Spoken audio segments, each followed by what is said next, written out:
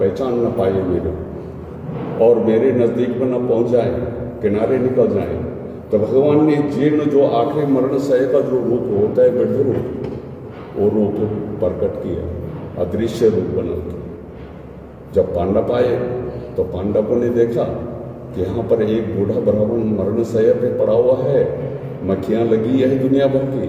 तो धर्मराज जी कहते हैं क्यों ना हम स्वर्गारोही की ओर निकले, इसलिए यहाँ का नाम पड़ा बूढ़ा केदार, वो रूप दिखाया।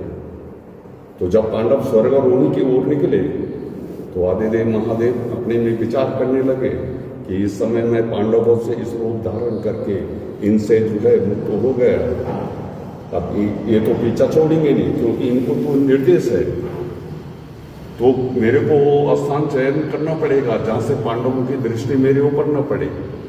तो भगवान छिपने के लिए इनसे सतोपंथ निकले, जिसको हम केदार कहते हैं, वो सतोपंथ पर्वत के नाम से प्रसिद्ध है। केदार का उसका नाम बाद में पड़ा। केदार का मतलब होता है दलदल, जिस मिट्टी पानी में दसते हैं उसको केदार कहते हैं। नाथ मनी जो संसार का जो सृजन करने वाला है। तो जब भगवान सतोपंथ निकले तो पांडव भी स्वर्गारोही से सतोपंथ की ओर मुड़ गए। वहाँ भी भगवान आश्चर्य में पड़ गए कि मैं इतना दूर छिपने के लिए आया, पांडव तो मेरे पीछे यहाँ भी नहीं सो रहे, अब इनको भटकाने के लिए मेरे को कुछ न कुछ रूप प्रकट करना पड़ेगा। तो भगवान ने पांडवों को भटकाने के लिए किसी में भटकते रहे, एक न एक दिन थक जाए, अपना किनारे निकल जाए, मैं मेरा इनसे छुटकारा हो पाए।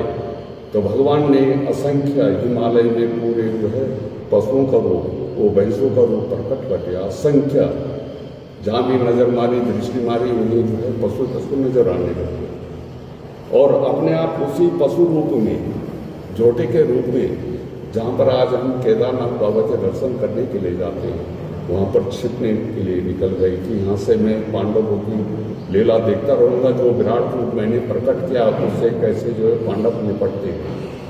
जब पांडव वहाँ पर पहुँचे तो पांडव हिमालय में देख के ही भयभीत होने लगे कि इस हिमालय में ये पशु कहाँ से आ गए, असंख्य में।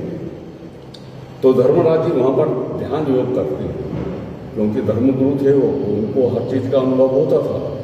तो धर्मराज जी ने जो जब अनुभव किया अपने ध्यान योग के कारण से, तो उन्हें आवाज प्रकट हुआ कि ये सब भोलेनाथ की लीला, हमको दर्शन न देने के लिए हम प्रकट कर रहे। तो अब इससे हम कैसे निपटे?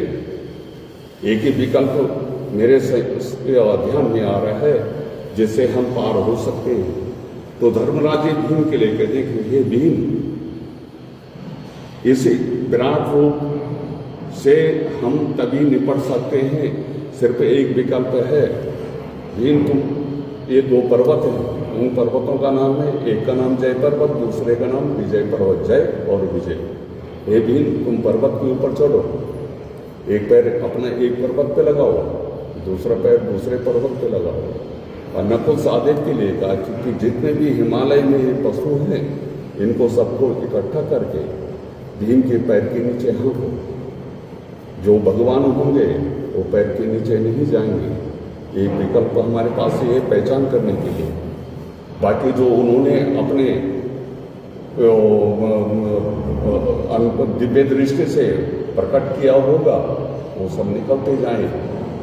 तो जब भीम पर्वत पे चढ़ा, दोनों पैर अपने पैर पर पर्वत पे लगाया, नकुल सहदेव भागते गए, वो पूर्ण वैश्य निकल गए। फिर धर्मराज जी कहते हैं कि जिससे हम डर रहे थे, भयभीत हो रहे थे, उससे तो हम पार हो गए, पर जिन्होंने हमको दर्शन न देने के लिए वो प्रकट किया, तो अपने आप भी कहीं न कहीं इसी क्षेत्र में हुए। तो धर्मराज जी कहते हैं भीम तो पर्वत के ऊपर है, हम चार भाई नीचे हैं, चारों के चारों अपने अपनी दिशा में ढूंढो, अपने अपनी दिशा में ढूंढो और कहीं ना कहीं हमें जो है दर्शन हो जाएंगे।